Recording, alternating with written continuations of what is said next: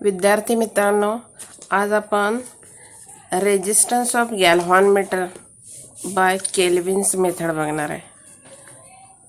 याचं नाव आहे Kelvin's method. Kelvin's method is used to determine resistance of galvanometer. To determine resistance of galvanometer.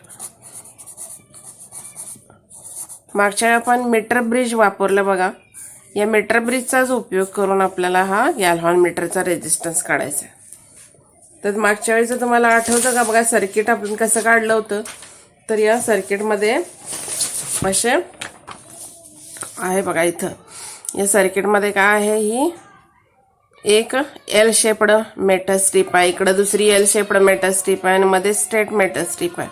आणि या metal स्ट्रीपमुळं दोन गॅप्स तयार झाले. ज्या गॅपमध्ये आपण म्हणजे इकडच्या डाव्या साईडला म्हणूया, लेफ्ट साईडला जो अननोन रेजिस्टन्स आहे जो काढायचा आहे त्याला आपण एक्स म्हणलं, तो जोडला. आणि राईट गॅपमध्ये जो नॉन रेजिस्टन्स म्हणजे रेजिस्टन्स बॉक्स जोडला. आणि मग हे सर्किट आपण कंप्लीट केलं. आणि मध्ये इथं जे या जंक्शन पॉईंटला बी नाव द्यायचं मागच्या वेळी राहिलं होतं बघा, हे बी आणि डी याच्यामध्ये आपण गॅल्व्हॅनोमीटर जोडला आहे. आता हा जो डी पॉईंट आहे तो डी पॉईंट आपण ए आणि सी या वायरवर स्लाइड करून मिळवला. म्हणजे इथं आपल्याला अननोन रेजिस्टन्स आता काढायचा आहे. आणि अननोन रेजिस्टन्स कशाचा काढायचा आहे, तर गॅल्व्हॅनोमीटरचा काढायचा आहे. म्हणजे ज्या गॅपमध्ये तुम्हाला आता काय करायला पाहिजे, एक्स जोडला आहे तिथं जी जोडला पाहिजे. हे गॅल्व्हॅनोमीटर आता या लेफ्ट गॅपमध्ये जोडला पाहिजे आणि राईट गॅपमध्ये नॉन रेजिस्टन्स बॉक्स. आणि मग हे नल पॉईंट जो आहे, म्हणजे आपण असा स्लाइड करत जॉकी टॅप करत करत करत असा पॉईंट मिळवायचा की जिथं तुम्हाला झिरो डिफ्लेक्शन मिळालं पाहिजे. मग हा जो डी पॉईंट आहे याला आपण नाव दिलं होतं नल पॉईंट. म्हणजे हा नल पॉईंट मिळवण्यासाठी इथं तुम्हाला अजून एक गॅल्व्हॅनोमीटर, म्हणजे आपण जर या मेथड प्रमाणे या गॅल्व्हॅनोमीटरचा रेजिस्टन्स काढायचा म्हटलं तर तुम्हाला दोन गॅल्व्हॅनोमीटर वापरायला लागतात. पण इथं या केल्विननं काय केलं की दोन गॅल्व्हॅनोमीटरच्या ऐवजी एकाच गॅल्व्हॅनोमीटरचा उपयोग करून त्यानं ही मेथड शोधून काढली. आणि म्हणून त्याला नाव आहे केल्विन्स मेथड. आणि मग इथं बघा आता सर्किट कसं होतं, तर ही एल शेप्ड मेटल स्ट्रीप आपण इकडची काढूया अशी.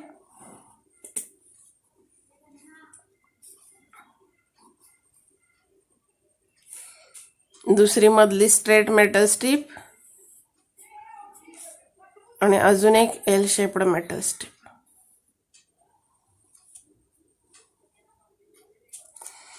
आता ही वायर एसी आपण काढूया अशी.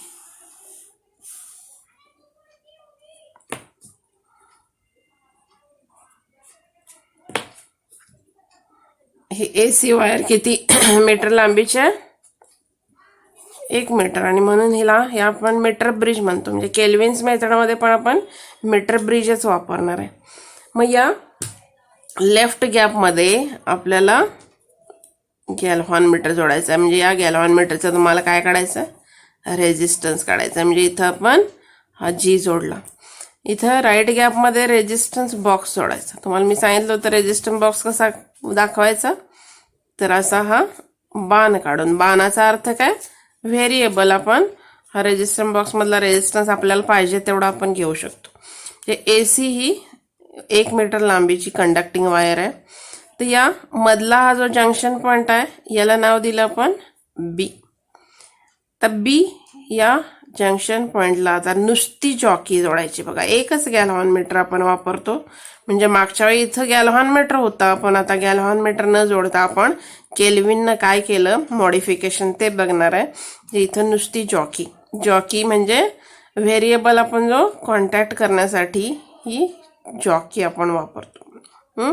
म्हणजे इथं ए टू सी पर्यंत कुठपर्यंत आपल्याला ही जॉकी फिरवता येते, टच करत असं टॅप करत करत करत आपण हा मधला पॉईंट मिळवायचा आहे, ज्याला आपण नाव देऊया डी.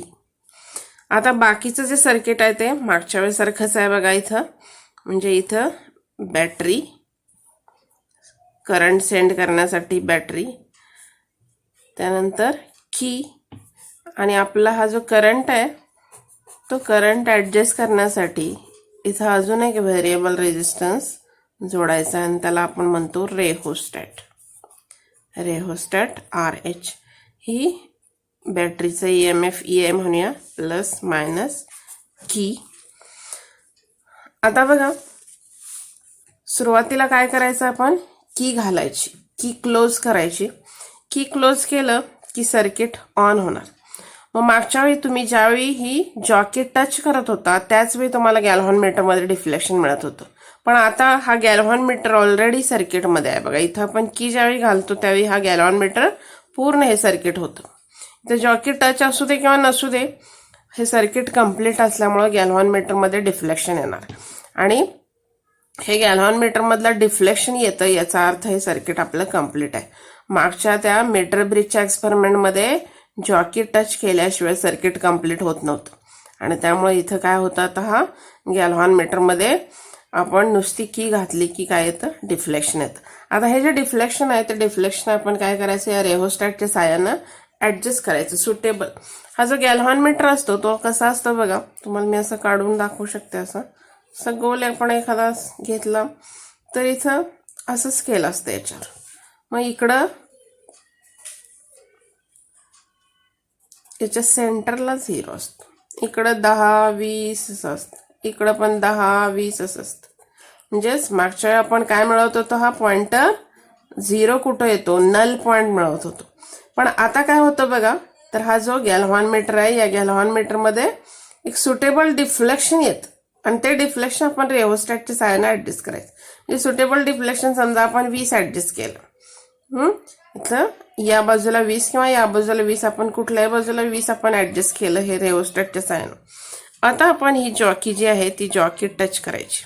यातला रेजिस्टन्स बॉक्समधला रेजिस्टन्स पण आपण सुटेबल काढलाय ऑलरेडी आणि मग हा रेहोस्टॅट ॲडजस्ट केलाय. म्हणजेच जी सर्किटमध्ये आहे आर आपण ठराविक काढलाय आणि मग आपण जॉकी टच करत करत असा पॉइंट मिळवायचा की जिथं आपण डिफ्लेक्शन किती मिळवलेलं आहे सुरुवातीला विदाउट टचिंग द जॉकी 20 आहे आणि ते आता टच करून पण 20 यायला पाहिजे. कसं होतं बघा, ज्यावेळी तुम्ही एला कॉन्टॅक्ट करता त्यावेळी हे जे डिफ्लेक्शन आहे ते 20च्या पलीकडे जातं आणि ज्यावेळी तुम्ही सीला टच करता जॉकी त्यावेळी हे 20च्या पलीकडे जातं आणि मग तुम्हाला असा पॉइंट मिळवायचा की जिथं आपल्याला 20च डिफ्लेक्शन मिळालं पाहिजे. म्हणजे हा जो पॉइंट आहे 20ला मगाशी होता विदाउट टचिंग द जॉकी 20 होतं, ते टच करून पण किती यायला पाहिजे 20.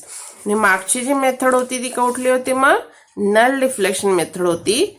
आताची कुठली झाली मग equal deflection method. Equal deflection method म्हणजे ही जी मेथड आहे ती नल आपण म्हणजे 0 डिफ्लेक्शन आपण मिळवणार नाही, आपण किती मिळवणार आहे equal deflection with or without touching the jockey. मग आपलं आता हे जे विस्टोन्स नेटवर्क आहे ते बॅलन्स झालं म्हणूया.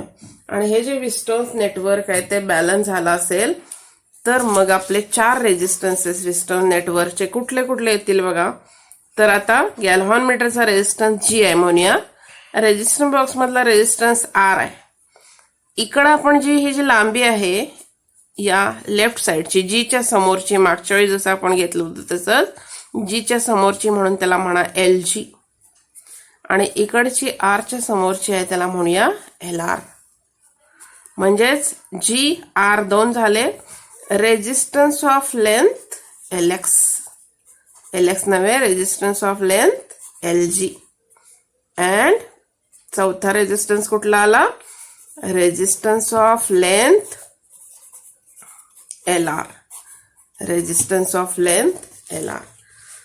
मग तिथं मागच्या वेळी आपण सिग्मा घेतलं नव्हतं मला वाटतं रो घेतलं होतं. रो म्हणजे काय आहे स्पेसिफिक रेजिस्टन्स. हे सगळं आपलं 11वीत झालंय बघा. हे स्पेसिफिक रेजिस्टन्स रो म्हणजे जो रेजिस्टन्स असतो आपला तो कशावर अवलंबून असतो लेंथवर अवलंबून असतो आणि एरिया ऑफ क्रॉस सेक्शन आणि त्यामुळं R बरोबर रो L/A असं घेतलंय. आणि हा रो जो आहे तो रो कशावर अवलंबून आहे तर त्या वायरचा म्हणजे AC जे वायर आहे त्या वायरच्या मटेरियलवर अवलंबून आहे. यात मग लांबी एरिया ऑफ क्रॉस सेक्शन किती आहे याचा विचार नाही, मटेरियल बदललं की रो बदलणार. तर हा जो रो आहे तो रो जर माहिती असेल तर तुम्हाला हा रेजिस्टन्स ऑफ लेंथ LG आणि रेजिस्टन्स ऑफ लेंथ LR काढता येईल. म्हणजे यासाठी आपल्याला काय माहिती पाहिजे बघा, L माहिती पाहिजे, लेंथ माहिती पाहिजे आणि एरिया ऑफ क्रॉस सेक्शन माहिती पाहिजे. हे सगळं आपल्याला माहिती आहे असं गृहीत धरून आपण घेतलंय आणि त्यामुळं इथं रेजिस्टन्स ऑफ लेंथ LG किती होईल बघा, त्याला जर GR resistance of length LG किती होईल, मग इथं रो LG अपॉन ए काय बदलत नाही बघा, आणि रेजिस्टन्स ऑफ लेंथ LR किती येईल, रो LR अपॉन ए. आणि त्यामुळं विस्टोन्स नेटवर्कचं आपले जे बॅलन्सिंग कंडिशन आहे ती बॅलन्सिंग कंडिशन काय आहे बघा, तर ही जी बॅलन्सिंग कंडिशन काय आहे मागच्या वेळीची ती आठवा, R1 upon R2 equal to R3 upon R4. इथं काय होईल आता ही बॅलन्सिंग कंडिशन, इथं G upon R is equal to rho LG upon A divided by rho LR upon A. आणि त्यामुळं G upon R is equal to LG upon LR. आणि मग आपल्याला G काढायचा आहे, resistance of galvanometer. G equal to काय येईल, R into बघा इथे काय येईल, R इकडे येणार, R इंटू LG भागिले LR. And using this equation you can determine the resistance of galvanometer. इथं सुद्धा हा मीटर ब्रिज आहे हे लक्षात ठेवलं तर आपल्याला नुसती LG माहिती असेल तर LR पण कसा काढता येईल, 1 मीटर म्हणजे 100 सेंटीमीटर म्हणजे 100 वजा LG. म्हणजे हे सगळं LG सेंटीमीटर मध्ये आहे असं गृहीत धरून आपण केलंय आणि त्यामुळे LG भागिले 100 वजा LG. म्हणजे इथं समजा आपण काय केलं तर हा जो D पॉइंट A पासून D पर्यंतचं अंतर LG जे आहे ते समजा एक 55 सेंटीमीटर आला असेल तर आपल्याला LR काढता येईल. LR किती येईल मग 100 वजा 55 म्हणजे किती येईल 45 सेंटीमीटर. अशा पद्धतीने आपल्याला हे LG माहिती असेल तर LR डायरेक्ट काढतात. आता इथं सुद्धा ज्या एरर्स आहेत पॉसिबल एरर्स त्या मी सांगितल्या होत्या की AC वायर ही युनिफॉर्म नसेल तर तुमचं एरर येऊ शकते Gच्या वाचनात म्हणूया आपण. त्यानंतर A आणि C मध्ये आपण जिथं हे मेटल स्ट्रीप जोडल्या तिथं कॉन्टॅक्ट रेजिस्टन्स डेव्हलप होतात आणि कॉन्टॅक्ट रेजिस्टन्स डेव्हलप झाल्यामुळं हा जो D आहे आता D ला आता इक्वल डिफ्लेक्शन मेथड मध्ये म्हणून नल पॉइंट न म्हणता आता या D ला काय म्हणणार आपण, बॅलन्स पॉइंट. म्हणजे हा जो बॅलन्स पॉइंट आहे हा बॅलन्स पॉइंटच्या वाचनामध्ये फरक येऊ शकतो A आणि C या कॉन्टॅक्ट रेजिस्टन्समुळे. मग हे टाळण्यासाठी काय करायचं तर A आणि C हे जे पॉइंट आहेत ते अवॉइड करायचे आपण. अवॉइड करायचे म्हणजे याच्यापासून लांब जायचं. जास्तीत जास्त हा D पॉइंट कुठे मिळाला पाहिजे, 50 सेंटीमीटरच्या आसपास म्हणजे सेंटरला मिळाला पाहिजे. 100 सेंटीमीटरची वायर आहे आणि त्यामुळं मधल्या 1/3 पोर्शन मध्ये आपला हा D पॉइंट बॅलन्स पॉइंट आला पाहिजे. ह्या सगळ्या प्रिकॉशन घ्या. त्यानंतर हा जो G आहे आणि R आहे हे G आणि R च्या पोझिशन्स बदलून आपण काय करायचे, अनेक ऑब्झर्वेशन्स घ्यायचे आणि त्या सगळ्या ऑब्झर्वेशनचा काय घ्या, मीन काढा, एव्हरेज काढा. The average of number of observations will give you the correct value of G. म्हणजे Kelvin's method is not null deflection method, it is equal deflection method. आणि इक्वल डिफ्लेक्शन मेथड मध्ये आपण काय मिळवतो, नल पॉइंट मिळवत नाही, आपण काय मिळवतो, बॅलन्स पॉइंट मिळवतो. हे लक्षात ठेवा. आणि हे आपलं याच्यावर प्रॉब्लेम जास्त येतात आणि थेरी जर आली तर थेरी पण सोपी आहे बघा. आणि हे जे आपलं प्रॅक्टिकलला हे सगळं सर्किट पण आपल्याला पाठ लागतं. हे सर्किट मागच्या वेळीचं सर्किट म्हणजे आपण घरात बसल्या बसल्या हे काय सोपं आहे असं वाटतं आपल्याला, पण हे काढायची प्रॅक्टिस करायची सर्किट डायग्राम. आणि सर्किट डायग्राम काढून घेऊन मग याचं थेरी कशी आपण काढली ते बघायचं. मी नोट्स लिहून दिल्यात त्या बघा आता आणि मग त्या नोट्स प्रमाणे हे सगळं तयार करा. एक एक लिहून घ्या. प्रत्येक गोष्ट प्रत्येक डेरिवेशन 2-4 वेळा लिहून काढायचं. मग न बघता येतं का बघायचं. अशा पद्धतीने अभ्यास करायचा. नुसतं वाचून फिजिक्सचा अभ्यास होत नाही. आता हे झालं आपलं मीटर ब्रिजचे उपयोग म्हणूया आपण. आता दुसरा पार्ट आहे यात पोटेन्शियोमीटर. तर पोटेन्शियोमीटर जे आहे हे पोटेन्शियोमीटर पण मीटर ब्रिज सारखंच यात सुद्धा वायर वापरली असते, पण नुसती 1 मीटर नसते ती, तर अनेक मीटर वायर असते.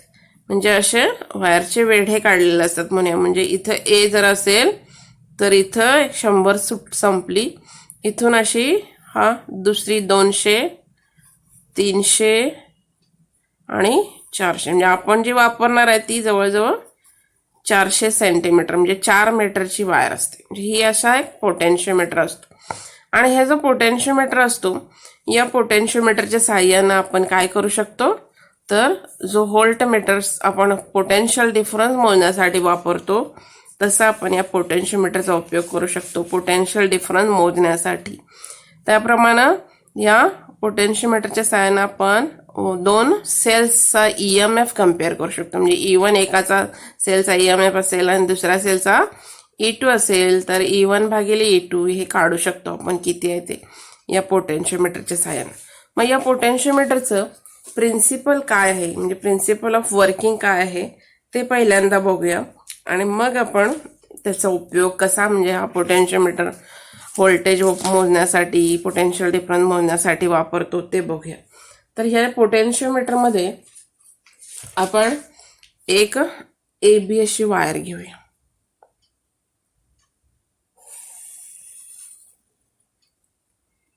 ही AB अशी वायर आहे. या ABची लांबी आपण म्हणूया कॅपिटल L आहे. Capital L is length of wire AB. या ABच्या अक्रॉस आपण काय जोडलं म्हणूया, सेल जोडली. ज्या सेलचा EMF E आहे, या सेलचा EMF E आहे, आणि या सेलचा इंटरनल रेजिस्टन्स पण दाखवलाय बघा इथं असा छोटासा. म्हणजे ही जी सेल आहे त्याचा रेजिस्टन्स ॲक्च्युअली आपल्याला दिसत नसतो, पण आपण असा हा सेल काढला. ह्या सेलचा रेजिस्टन्स इंटरनल R आहे, या सेलचा EMF E आहे, आणि मग इथं की काढली आणि हे सर्किट कंप्लीट केलं. आता ही जी की आहे ती की ज्यावेळी आपण घालणार त्यावेळी ही सेल काय करते, करंट सेंड करते. आणि तुम्हाला माहित आहे करंट कसा होतो सेंड, तर या बाहेर म्हणजे पॉझिटिव्ह इथं आणि इथं निगेटिव्ह असेल तर बाहेर करंट कसा वाहतो, पॉझिटिव्ह कडून निगेटिव्ह कडे, म्हणजे A to B असा करंट वाहणार. हा करंट I, असा हा I करंट वाहील. मग आता या वायरवरचा पॉइंट समजा आपण एखादा घेतला, P पॉइंट घेतला, आणि ही जी लेंथ AP आहे ती किती आहे म्हणूया, स्मॉल l आहे. लेंथ AP स्मॉल l आहे. आता ही जी वायर AB आहे ही AB वायर कशी आहे बघा, तर या AB वायरचं लेंथ आपण मी म्हटलं तुम्हाला लेंथ कॅपिटल L आहे. याचा रेजिस्टन्स कॅपिटल R आहे म्हणूया, रेजिस्टन्स कॅपिटल R आहे. समजा sigma resistance per unit length असेल, sigma resistance per unit length असेल, तर R इक्वल टू कसं लिहिता येईल बघा तुम्हाला, सिग्मा एकक लांबीचा रेजिस्टन्स, म्हणजे L एवढा लांबीचा रेजिस्टन्स किती होईल, सिग्मा इंटू L. आणि मग इथं आपण ओहम्स लॉ वापरून तुम्हाला काय करू शकता, तुम्ही याचं पोटेन्शियल काढू शकता. मग पोटेन्शियल काढण्यासाठी इथं आपण हा VAP काढायचा आहे, आणि हा VAP काढण्यासाठी पहिल्यांदा आपण काय करूया, करंट काढूया. करंट कसा काढता येईल बघा, तर यातनं वाहणारा हा जो करंट I आहे, ओहम्स लॉ वापरून काय करता येईल, V upon R. V is equal to IR, म्हणजे I is equal to V upon R. फक्त इथं Vच्या ऐवजी AB या पूर्ण वायरमध्ये असणारा पोटेन्शियल म्हणजे काय झाला, VAB upon R. VAB upon R is current through this wire AB. याला तुम्ही म्हणू शकता इक्वेशन 1. मग हा जो R आहे तो R म्हणजे काय लिहिता येईल इक्वेशन 1 याला न म्हणता खालच्या याला म्हणलं तरी चालेल.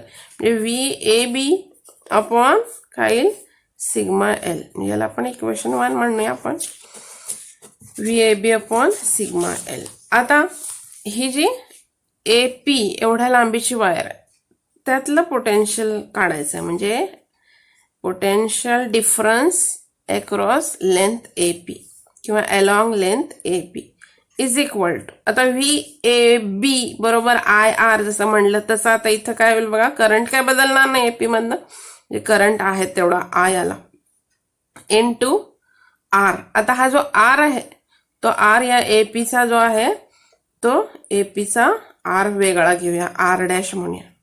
ह्याला आपण R वापरले आणि त्यामुळे याला म्हणूया R dash.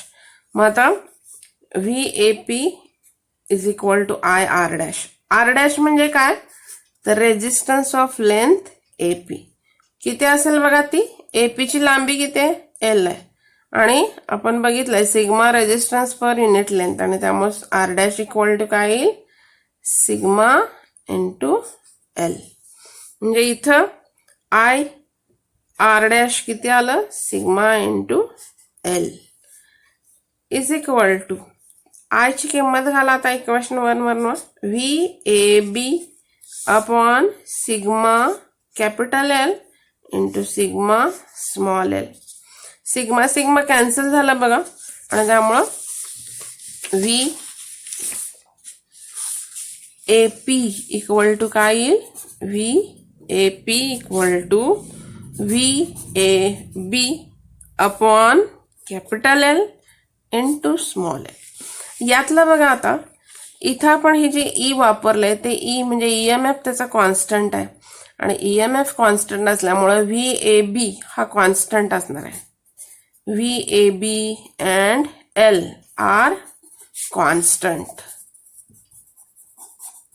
and therefore VAB upon L याला आपण म्हणूया K कॉन्स्टंट आणि हा K जो कॉन्स्टंट आहे या कॉन्स्टंटला म्हणतात पोटेन्शियल ग्रेडियंट. कॉन्स्टंटला म्हणायचं पोटेन्शियल ग्रेडियंट आणि हा जो पोटेन्शियल ग्रेडियंट आहे तो कॉन्स्टंट असल्यामुळं VAP is equal to KL आणि जर हा K कॉन्स्टंट आहे याचा अर्थ आपलं काय आलं VAP directly proportional to L and this is your principle of potentiometer. Principle of potentiometer. Principle of potentiometer शब्दात कसं सांगता येईल बघा, तर या पोटेन्शियोमीटर मधला 2 पॉइंट मधला potential difference the PD between any two points of potentiometer wire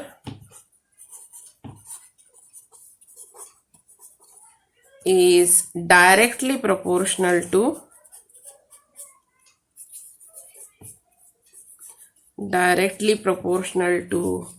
the length of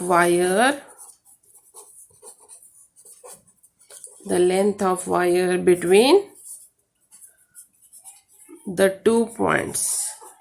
ज्या 2 पॉइंट मधली लेंथ तुम्ही घेतल्या त्या 2 पॉइंट मधल्या लेंथ जे आहे त्या लेंथला हा पोटेन्शियल डिफरन्स हा समानुपाती असणार म्हणजे डायरेक्टली प्रोपोर्शनल असणार आहे.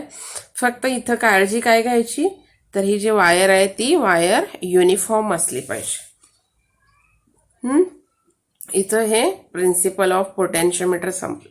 मग या पोटेन्शियोमीटरचा उपयोग करून आपण आता काय करायचं आहे याचे ॲप्लिकेशन्स बघायचे आहेत. म्हणजे पहिलं application to compare EMFs of two cells. To compare EMFs of two cells. आणि हे जे कंपॅरिझन आपण करणार आहे ते कंपॅरिझन दोन्ही सेल्स एकदम वापरून करता येतं किंवा दोन्ही सेल्स वेगळे म्हणजे बाय वेगळं वेगळं दोन्ही cells by individual cell method. Individual cell method. आणि दुसरं कंपॅरिझन आपण करणार आहे बाय, म्हणजे इंडिव्हिज्युअल सेल म्हणजे by connecting the cell separately म्हणूया, आणि by sum and difference method. Sum and difference method. Sum and difference method.